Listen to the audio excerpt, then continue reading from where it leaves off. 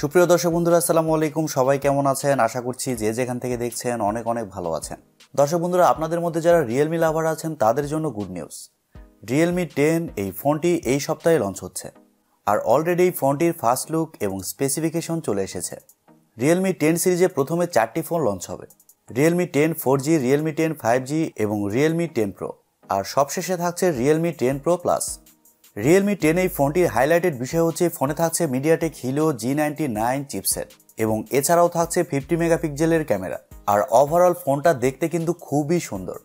আজকের ভিডিওতে আমরা Realme 10 4G এই ফোনটি নিয়ে বিস্তারিত আলোচনা করব, জানার চেষ্টা করব এই ফোনটি ওভারঅল কেমন হবে, স্পেসিফিকেশনে কি থাকছে এবং এই ফোনটি কবে এবং কেমন প্রাইস পয়েন্টে লঞ্চ হবে। তবে ভিডিওটি স্টার্ট করার আগে একটি কথা না বললেই না, আজকের ভিডিওটি স্পন্সর করেছে ডোজি। ডোজি তাদের নতুন একটি ট্যাব লঞ্চ করতে যাচ্ছে, ডোজি T10। আপনারা স্ক্রিনে দেখতেই পাচ্ছেন।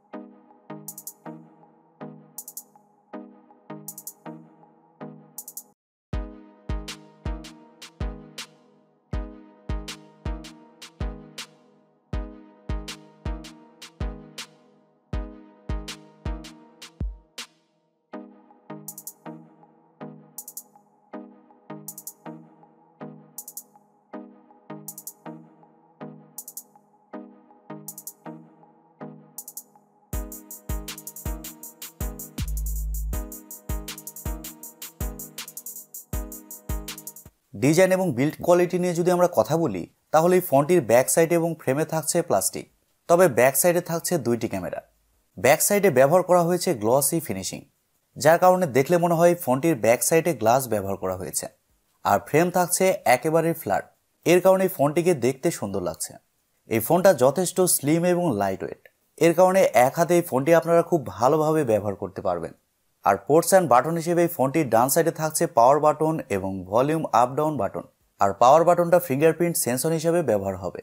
এবং উপরের দিকে থাকছে সেকেন্ডারি নয়েজ ক্যান্সেলেশন মাইক্রোফোন, আর বাম সাইডে থাকছে সিম কার্ড স্লট, যেখানে আপনারা দুইটি ন্যানো সিম কার্ডের পাশাপাশি একটি মাইক্রোএসডি কার্ড ব্যবহারের সুযোগ পাচ্ছেন। এবং একেবারে নিচের দিকে থাকছে 3.5mm headphone jack, type C slot, microphone এবং স্পিকার গ্রিল। ওভারঅল এই ফোনটিতে সব ধরনের পোর্টস অ্যান্ড বাটন আপনারা পেয়ে যাচ্ছেন। এই ফোনটির সামনে আসলে আপনারা পেয়ে যাচ্ছেন একটি ফুল ভিউ ডিসপ্লে, যার উপরের অংশে বাম সাইডে পাঞ্চলের মাধ্যমে বসানো থাকছে সেলফি ক্যামেরাটি। আর ডিসপ্লের চেন বা বেজেলও কিন্তু যথেষ্ট ন্যারো রাখা হয়েছে, তবে লোয়ার চেনটা একটু বেশি মনে হয়েছে।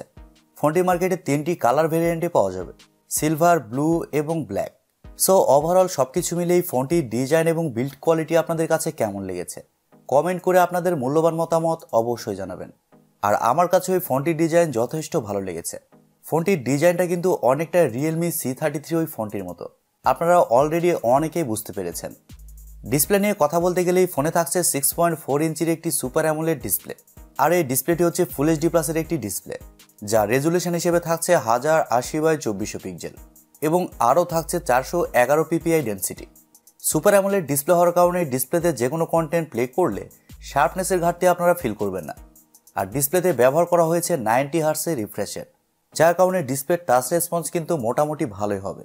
আর আউটডোরে যখন এই ফোনটি আপনারা ব্যবহার করবেন, তখন ডিসপ্লেতে ব্রাইটনেসের ঘাটতিও সেরকমভাবে ফিল করবেন না, ডিসপ্লেটা যথেষ্ট ব্রাইট হবে। ওভারঅল Realme এই ফোনটিতে ভালো ডিসপ্লে প্রোভাইড করেছে।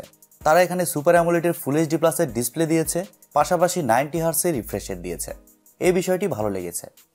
ফোনটির সফটওয়্যার এবং পারফরমেন্স নিয়ে যদি আমরা কথা বলি, তাহলে এই ফোনে থাকছে Android 12, যার ব্যাকএন্ডে থাকছে Realme UI 3.0। আর Realmeর UI এর কিন্তু অপটিমাইজেশন খুবই ভালো, এর কারণে Realmeর ফোনগুলো ডে টু ডে ইউজ করার জন্য খুবই ভালো হয়। ফোনটিতে চিপসেট হিসেবে থাকছে MediaTek Helio G99, যা একটি 4G চিপসেট। আর এই চিপসেটটা মূলত 6 ন্যানোমিটার আর্কিটেকচারে তৈরি করা একটি Octa-core প্রসেসর। এই চিপসেটকে আপনারা MediaTek Helio G95 থেকে কিছুটা আপগ্রেড বলতে পারেন। সাথে এখানে জিপিইউ হিসেবে থাকছে Mali G57 MC2।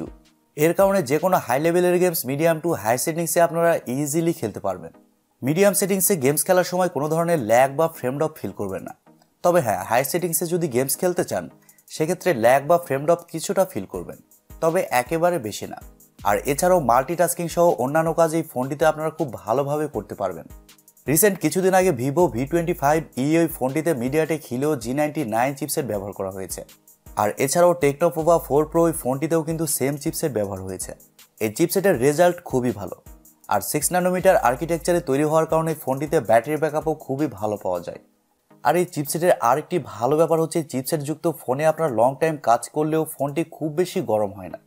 ফোনটি দুইটি ভেরিয়েন্টে লঞ্চ হচ্ছে, 8GB RAM 128GB ROM এবং 8GB RAM 256GB ROM, যার স্টোরেজ টাইপ হিসেবে থাকছে UFS 2.2 এবং র্যাম টাইপ হিসেবে থাকছে LPDDR4X। তবে আমি আবারও বলছি, এই ফোনটিতে আপনারা মাইক্রোএসডি কার্ড ব্যবহারের সুযোগ সুবিধা পেয়ে যাচ্ছেন।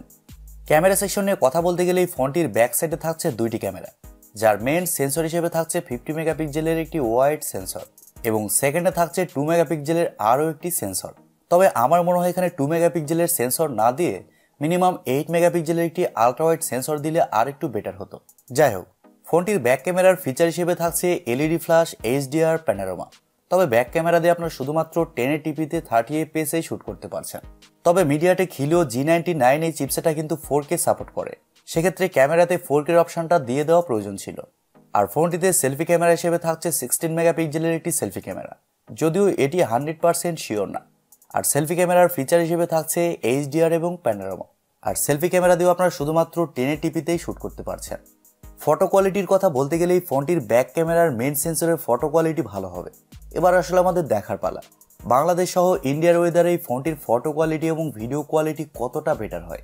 ফোনটিতে ওয়াইফাই, ব্লুটুথ, জিপিএস এর মতো আরও অনেক ফিচার পেয়ে যাচ্ছেন এবং ইউএসবিতে থাকছে USB Type-C 2.0। এবার যদি ব্যাটারি সেকশন নিয়ে আমরা কথা বলি, তাহলে এই ফোনে থাকছে 5000 mAh এর একটি ব্যাটারি। আর ফোনটিকে চার্জ করার জন্য থাকছে 33 ওয়াটের একটি চার্জার। আর আগেই বলেছি এই ফোনটিতে যেহেতু 6 ন্যানোমিটার আর্কিটেকচার যুক্ত একটি চিপসেট থাকছে, সেহেতু এই ফোনটিতে ব্যাটারি ব্যাকআপ খুবই ভালো পাবেন। নর্মালি এই ফোনটি আপনারা 1.5 থেকে 2 দিন খুব ভালোভাবে চালাতে পারবেন। তবে আপনি যদি হেভি ইউজার হন, তারপরে ওই ফোনটি আপনারা একদিন ভালোভাবে চালাতে পারবেন। ব্যাটারি ব্যাকআপের দিকে এই ফোনটি খুব ভালো হবে। এবারে কথা হচ্ছে এই ফোনটি কবে এবং কেমন প্রাইস পয়েন্টে লঞ্চ হচ্ছে। দর্শক বন্ধুরা, এই ফোনটি 9 নভেম্বর গ্লোবাল মার্কেটে লঞ্চ হচ্ছে, আর তারপর ইন্ডিয়ান মার্কেটে এই ফোনটি লঞ্চ হবে। নভেম্বরের শেষের দিকে এই ফোনটি আপনারা ইন্ডিয়ান মার্কেটে পেয়ে যাবেন, আর বাংলাদেশের মার্কেটে এই ফোনটি ডিসেম্বরের শুরুর দিকে আসতে পারে। গ্লোবাল মার্কেটে এই ফোনটির প্রাইস হতে পারে $190 থেকে $210, আর ইন্ডিয়ান মার্কেটে এই ফোনটির প্রাইস হতে পারে 15 থেকে 16,000 রুপি। সেক্ষেত্রে বাংলাদেশের মার্কেটে এই ফোনটির প্রাইস হতে পারে 20 থেকে 22,000 টাকা। তবে বাংলাদেশে মোবাইল মার্কেটের অবস্থা কিন্তু এখন খারাপ, এর কারণে এই ফোনটির প্রাইস বাংলাদেশের মার্কেটে আর একটু বেশিও হতে পারে, যেহেতু ডলারের রেট কিন্তু এখন অনেক বেশি।